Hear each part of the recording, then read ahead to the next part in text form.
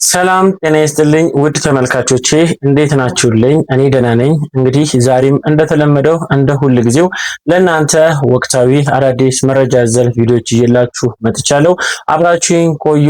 እኔ ምንቴ ነኝ። ቻናሉ ደግሞ ምንቴ ቲዩኒት ነው። ሰብስክራይብ በማድረግ እንግዲህ ቻናሉ ፋሚሊ መሆን እንዳትረሱ። እንዲሁም በተጨማሪ ይዤያቸው በመጣኋቸው ቪዲዮዎች ላይ የራሴን አስተሳሰብ አመለካከቴን እንግዲህ ገልጽባችኋለሁ። እናንተ ደግሞ ኮሜንት ሴክሽን ላይ ሀሳባችሁ በነጻነት መግለጽ ትችላላችሁ። በተጨማሪም ይዤው የመጣሁት መረጃ ለብዙዎች ተደራሽ እንዲሆን ስለሚረዳኝ ነው። እናንተ ደግሞ ላይክ በማድረግ ፍቅራችሁን ግለጹልኝ። ላይክ ማድረግ እንዳይረሳ። እንግዲህ ወደ ቪዲዮዎቹ እንሄዳለን። ከዛ በፊት ግን እንግዲህ በትናንትናው ዕለት የሰማነው የኢቢኤስ ዋና ስራ አስኪያጅ እንዲሁም ደግሞ መስራች የሆኑት አቶ አማን ፍስሐ ጽዮን እንግዲህ ህልፈታቸውን ተከትሎ ብዙ መረጃዎች እየወጡ ነበረ። ብዙዎችም ሀዘናቸውን ሲገልጹ ነበረ። በእነሱ ጉዳይ ላይ እንግዲህ አንድ ሁለት እንነጋገራለን። እንዲሁም በተጨማሪም ደግሞ ጆሲ ኢን ዘ ሃውስ እንግዲህ የፈረሰ ትዳሩን በህግ እንግዲህ ክርክር ላይ እንዳለ እናውቅ ነበረ። በመጨረሻም አንድ ውሳኔ ተወስኖለታል። ምንድነው? በዛ ውሳኔ ላይ እንግዲህ ተገቢ ነው ወይንስ ተገቢ አይደለም ብለን ሀሳባችን እንሰጥበታለን። በተጨማሪም ደግሞ እንግዲህ ትንሽ የሰሞኑ መነጋገሪያ የሆኑ ጉዳይ የፌስታል መከልከልን ተከትሎ እንግዲህ ህብረተሰቡ እያማረረ ያለበት አንድ ጉዳይ አለ። ምንድነው? እሱንም አንድ ላይ ዳሰን እናልፍበታለን። እንዲሁም በተጨማሪም ደግሞ አላበዛባችሁም፣ ግን ደግሞ የሰሞኑ መነጋገሪያ ባለፉትም ቪዲዮዎች ላይ ደግሞ አካትቼ ሀሳባችሁን ሲገልጹባት የነበረችው እንግዲህ ቲክቶከሯ እንዲሁም ደግሞ ከዚህ በፊት በኢቢኤስ ጥሩ ድጋፍ የተደረገላት ታዳጊዋ ዋንትያ እንግዲህ በህግ ወይም ደግሞ የፍርድ ኬዝ አንድ ጀምራ ነበረ። የእሷን ጉዳይ እንግዲህ አንድ ውሳኔ ተወስኗል። ምንድነው? እሱም ተገቢ ነው ወይ ብለን እንወያይበታለን። እኔ ከዚህ ጋር አብራችሁ እቆያለሁ። እናንተ ደግሞ ላይክ፣ ኮሜንት እንዲሁም ደግሞ ለወዳጅ ዘመዶቻችሁም ደግሞ ቪዲዮ ከተመቻችሁ ሼር ማድረግ እንዳትረሱ። ወደ ቪዲዮዎቹ እንሄዳለን። አብራችሁን ቆዩ።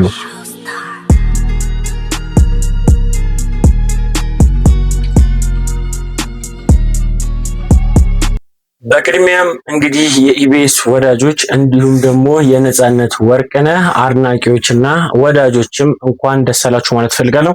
ነጻነት ወርቅነህ እንግዲህ በህይወት ካጣ ነው እንግዲህ ትንሽ ወደ አንድ ወር ገደማ ሊጠጋ ጥቂት ቀናት ነው የቀረውና በዚህ አጋጣሚ ለነጻነት ወርቅነህ ቤተሰቦች፣ ወዳጆች እንግዲህ መጽናናቱን እመኛለሁ። በተጨማሪም ደግሞ እንግዲህ እሱንም ነፍሱን በአጸደ ገነት ፈጣሪ ያርግለት ማለት ፈልጋለሁ እና ከዛ ጋር ተያይዞ ከነጻነት ጋር እንግዲህ በተያያዘ አንድ መረጃ ወጥቷል። እጅግ በጣም ደስ የሚል ነው።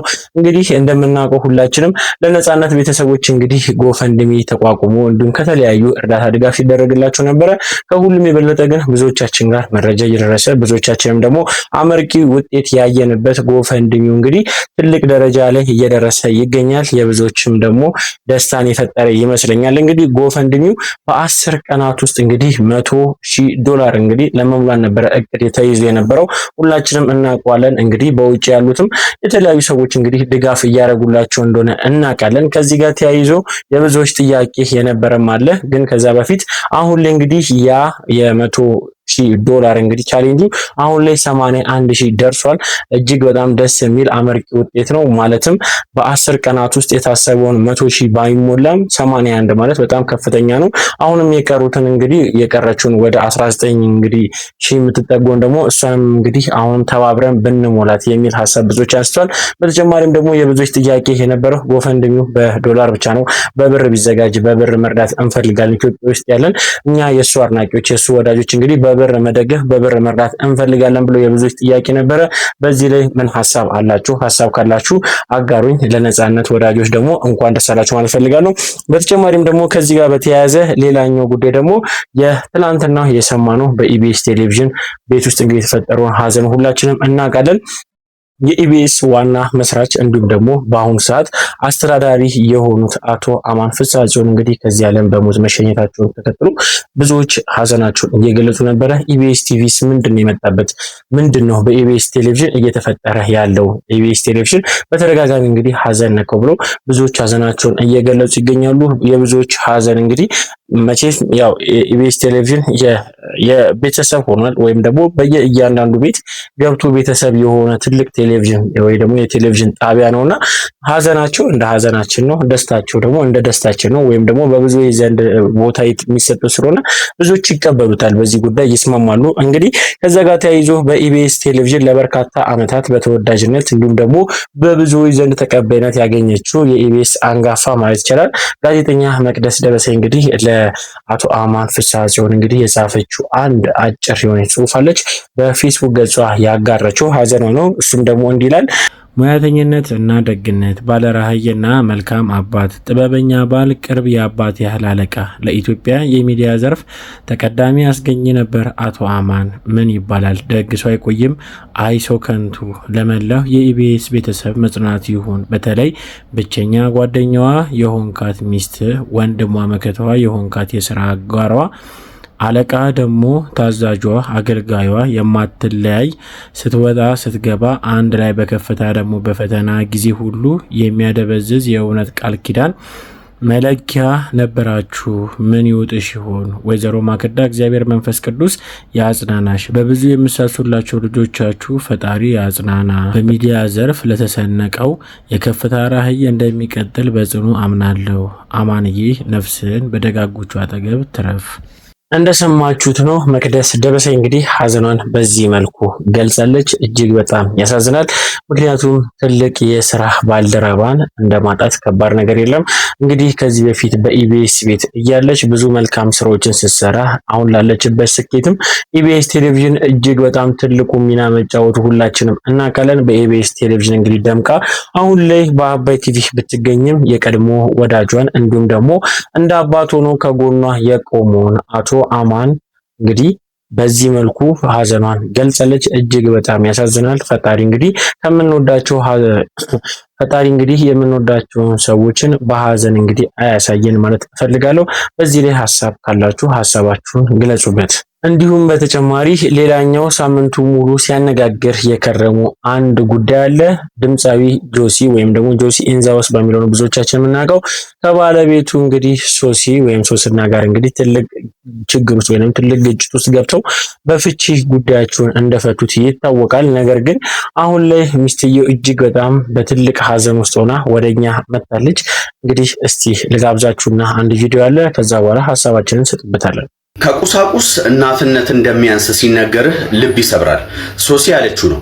በድምፃዊ ዮሴፍ ገብሬ ወይም ጆሲና በቀድሞ ፍቅረኛው ሶሲ ግርማይ መካከል ለ6 ወራት ሲካሄድ የቆየው የልጅ አስተዳደግ የፍርድ ቤት ክርክር በድምፃዊው አሸናፊነት ተጠናቋል።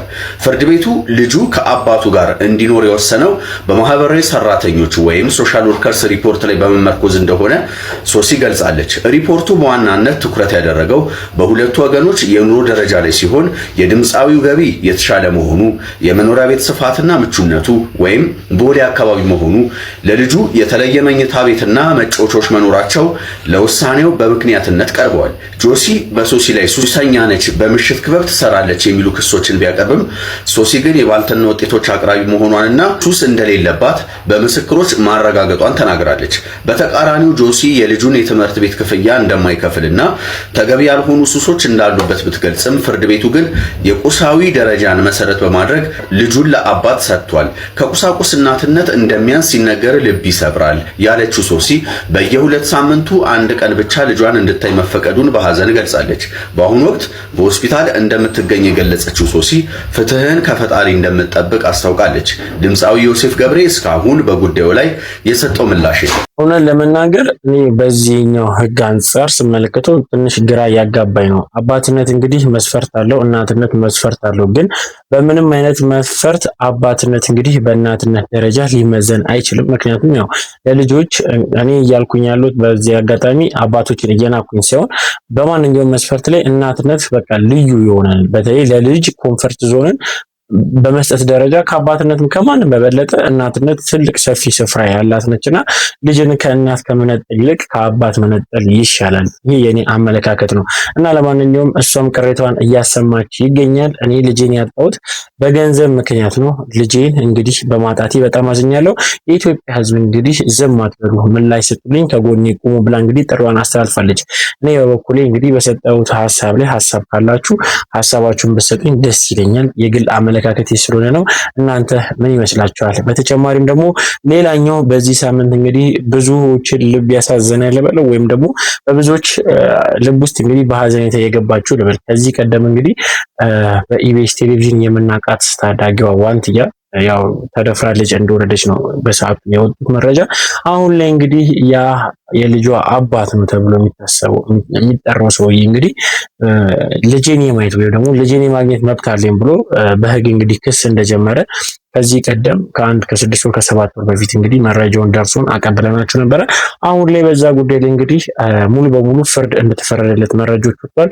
ቪዲዮ አለ። እስቲ ልጋብዛችሁና ሀሳባችንን እንሰጥበታለን። ፍርድ ቤቱ የዋንትያ የልጅ አባት የአባትነት መብቱ እንዲከበር ወስኗል። የፌዴራል የመጀመሪያ ደረጃ ፍርድ ቤት በዋንትያ ሰለሞንና በልጇ አባት መካከል ለወራት ሲያከራክር የቆየውን የህፃን ልጅ የመጎብኘት ጉዳይ ላይ ውሳኔ አሳልፏል። የልጅቷ አባት የሆኑት አመልካች ልጄን እንዳልንከባከብና እንዳልጠይቅ ተከልክያለሁ በማለት ለፍርድ ቤት አቤቱታ አቅርበው የመጎብኘትና የመንከባከብ መብታቸው እንዲከበር ጠይቀው ነበረ። እናት ዋንትያ ሰለሞን በበኩሏ ከዚህ ቀደም አባትነቱን መካዱንና አሁን ላይ ልጇን በአግባቡ እየተንከባከበች እንደምትገኝ በመግለጽ ተከራክራ ነበር። ታዲያ ጉዳዩን ሲመረምር የቆየው ፍርድ ቤትም የአባትነት መብቱ እንዲከበር ወስኗል። ይህን ጉዳይ ስመለከተው ደግሞ ትንሽ ከበድ ያለ ይመስለኛል። የልጅ አባት እንግዲህ ልጅ የማየት መብት አለው፣ የተለመደ ነው። በየትኛውም ጊዜ ልጅ ከእናቱ ጋር ይሆናል። አባት ደግሞ እንግዲህ እየመጣ ይጎበኛል። ከዚህ ይልቅ ደግሞ አንድ የሚሻለው መፍትሄ ምንድነው? ምንም አይነት ቅሬታ ቢኖር በራሳቸው በማከላቸው ያለውን ክፍተት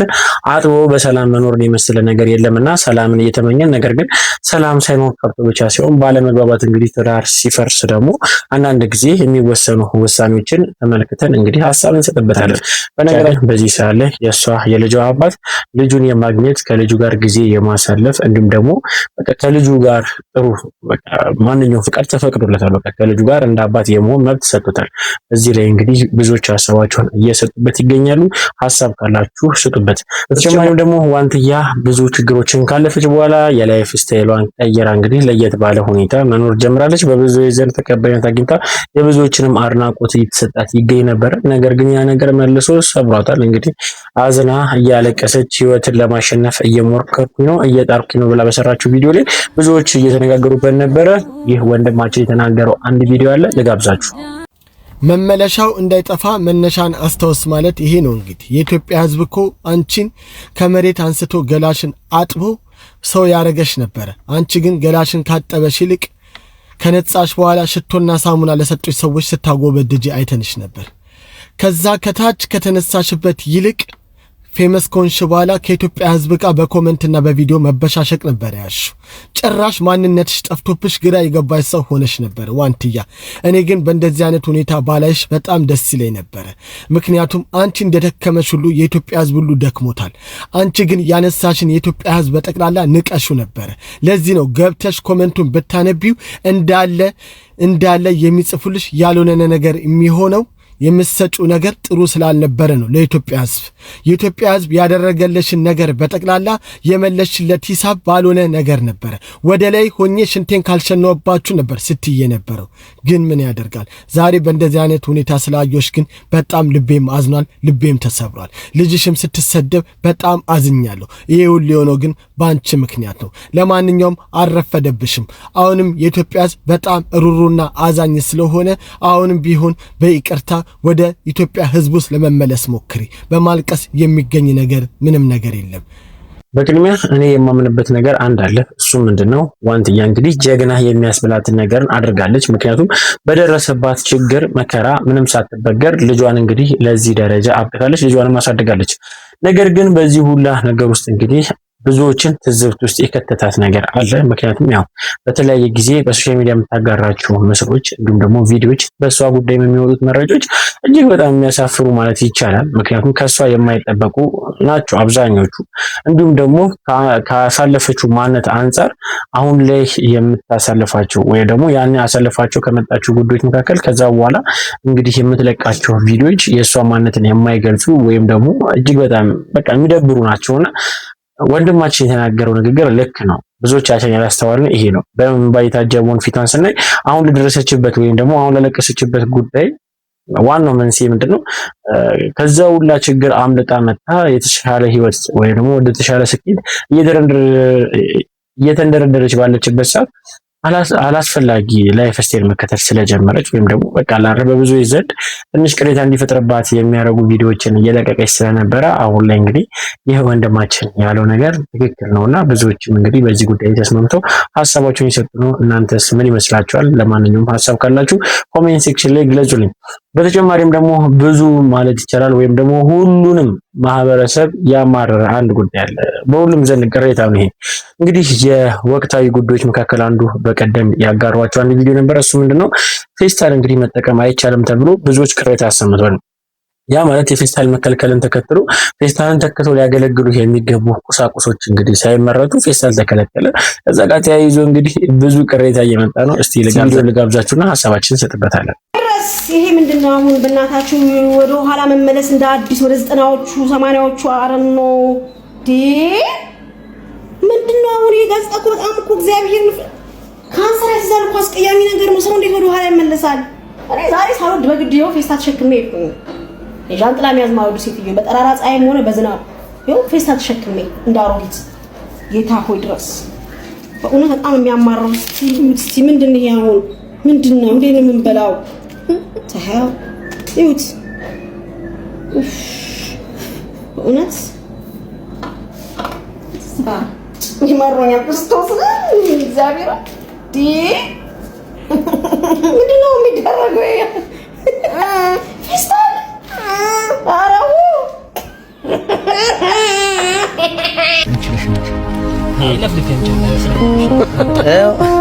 ፌስታልም ተከለከለ።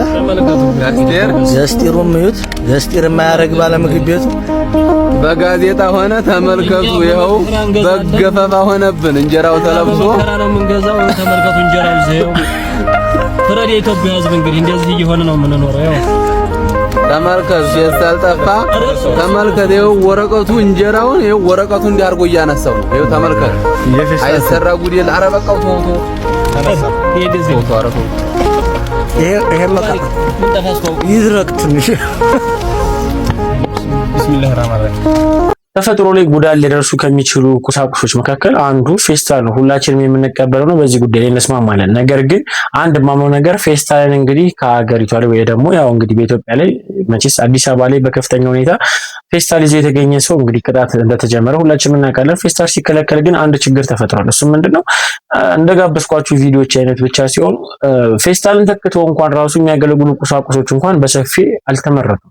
ያ ማለት አሁን እኛ የቸገረን ነገር በፊት በ5 ብር በ10 ብር ምናምን የሚገዙት ፌስታሎች አሁን ላይ 100 200 ብር ገብተዋል። ያው በቃ በካርቶንና በጨርቅ የተመረቱ ማለት ነው።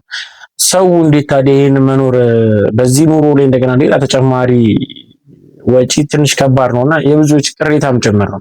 ከዛ ባሻገር ደግሞ እንደ እንጀራ እንዲሁም ደግሞ ስጋም ብዙ ነገሮች አሉ እንግዲህ በጋዜጣ ተጠቅልለው በወረቀት ተጠቅልለው እንግዲህ ወደ ቤት ስንወስዳቸው ያው በቃ ወረቀቱ ተለጣጥፎ ብሎ በቃ ብልሽት እያለ ብዙዎቻችን የተቸገርነው ነው። እንግዲህ በዚህ ጉዳይ ላይ ምን ይመስላችኋል? እኔ በበኩሌ መከልከሉ ልክ ቢሆንም ግን ለመከልከል ግን ቢያንስ የሆነ ሌላ የሚተካ ነገር ወይ ደግሞ እሱን ተክቶት ሊያገለግለን የሚችል ቁስ በስፋት ከተመረተ በኋላ ቢሆን ኖሮ ጥሩ ነው ብዬ አስባለሁ። ሀሳብ ካላችሁ ኮሜንት ሴክሽን ላይ ግለጹልኝ። ተጨማሪ ቪዲዮ አለ ልጋብዛችሁ። በኢትዮጵያ በተለይም በግል የሚዲያ ዘርፍ ፈርቀዳጅ የሆነውን ኢቢኤስ ቴሌቪዥንን ከመሰረቱት ውስጥ አንዱ የሆኑትና በስራ አስፈጻሚነትም ሲመሩት የቆዩት የአቶ አማን ፍስሐ ጽዮን ህልፈተ ህይወት ጥልቅ ሐዘን ውስጥ የጣለን እኛ የጣቢያውን ባልደረቦችና ማኔጅመንቱን እንዲሁም ቤተሰቦቻቸውን ብቻ አይደለም። በመላው ዓለም የሚገኙ የኢቢኤስ ተከታታዮች፣ የመንግስት የሥራ ኃላፊዎች፣ የተለያዩ ተቋማት እንዲሁም አጋር አካላት የተሰማቸውን ሐዘን በተለያየ መልኩ እየገለጹልን ይገኛሉ። ከብዛታቸው አንጻር ሁሉንም ለመጥቀስ ቢያዳግተንም የተወሰኑትን ለመጠቆምና በዚህ ከባድ ጊዜያችን ከጎናችሁንን አይዟችሁ ያላችሁንን ሁላችሁንም ከልብ ለማመስገን እንወዳለን። ቀጥለን ሐዘናችሁ አድርጋችሁ የአጋርነት መልእክቶቻችሁን ካስተላለፋችሁና ከላካችሁልን ወዳጆቻችን የተወሰናችሁትን ለመጥቀስ እንሞክራለን። ጠቅላይ ሚኒስትር አብይ አህመድ በጣቢያችን ኢቢኤስ ቴሌቪዥን መስራችና ዋና ስራ አስፈጻሚ አማን ፍስሐ ጽዮን ህልፈት የተሰማቸውን ሐዘን ገልጸዋል። ምክትል ጠቅላይ ሚኒስትር ተመስገን ጥሩነህ በኢትዮጵያ የግል ሚዲያ እድገት ውስጥ ትልቅ አሻራ ማሳረፍ ችለዋል ባሏቸው አማን ፍስሐ ጽዮን ህልፈት ህይወት የተሰማቸውን ሐዘን ገልጸዋል። የቱሪዝም ሚኒስትሯ ሰላማዊት ካሳም በተመሳሳይ የተሰማቸውን ሐዘን የገለጹ ሲሆን የጠቅላይ ሚኒስትር አብይ አህመድ የማህበራዊ ጉዳይ አማካሪ ዳንኤል ክብረት በበኩላቸው አቶ አማን ቅንነት፣ ፈጠራ፣ ብሩህ ተስፋና ስራን መውደድ አንድ ላይ የሰሩት ሰው ነበር ብለዋል። እንዲሁም የአዲስ አበባ ከንቲባ አዳነች አቤቤና የኢትዮጵያ ጅቡቲ ምድር ባቡር ዋና ስራ አስፈጻሚ ታከለ ኡማ የተሰማቸውን ሀዘን ገልጸው ለቤተሰቦቻቸውና ለስራ ባልደረቦቻቸው መጽናናትን ተመኝተዋል። የኢትዮጵያ መገናኛ ብዙሃን ባለስልጣን፣ የኢትዮጵያ የሃይማኖት ተቋማት ጉባኤ፣ በኢትዮጵያ የአሜሪካ ኤምባሲ፣ የኢትዮጵያ የንግድና ዘርፍ ማህበራት ምክር ቤት፣ በኢቢኤስ ቴሌቪዥን መስራችና ዋና ስራ አስፈጻሚ አማን ፍስሐ ጽዮን ህልፈተ ህይወት የተሰማቸውን ጥልቅ ሀዘን ገልጸዋል።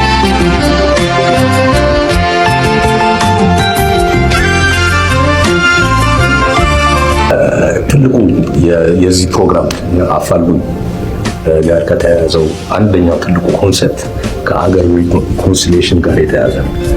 ሰው ይለያያል በሆነ ምክንያት፣ ግን በኋላ መገናኘቱ is the most important።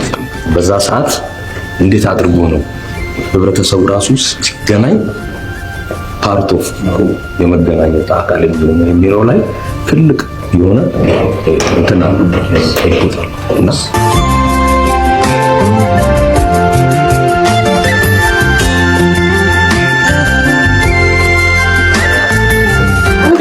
ቤተሰብ ነው የምንለው እኛ። እሁድ ቀን ሁሉ ሰው ሰብሰብ ብሎ አረፍ በሚልበት ሰዓት 22 ሴግመንቶች በሳምንት ማዘጋጀት በጣም ይከብዳል። መዝናኛው፣ ቁም ነገር፣ እርዳታው ትንሿን ኢትዮጵያ የምንለው ቀደም ያለ ሾው ነው። በውስጡ በጣም ብዙ ሆስቶች አሉ፣ ብዙ ፕሮግራም ይዘት አለው።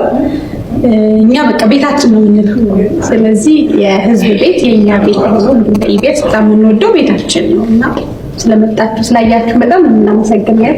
እውነት ለመናገር በኢቢኤስ ቴሌቪዥን የደረሱ በጣም ትልቅ ሀዘን ነውና ያሳዝናል። እንግዲህ ነፃነትን ካጡም ሳይቆዩ እንደገና ተመሳሳይ እንግዲህ በጣም ያሳዝናል።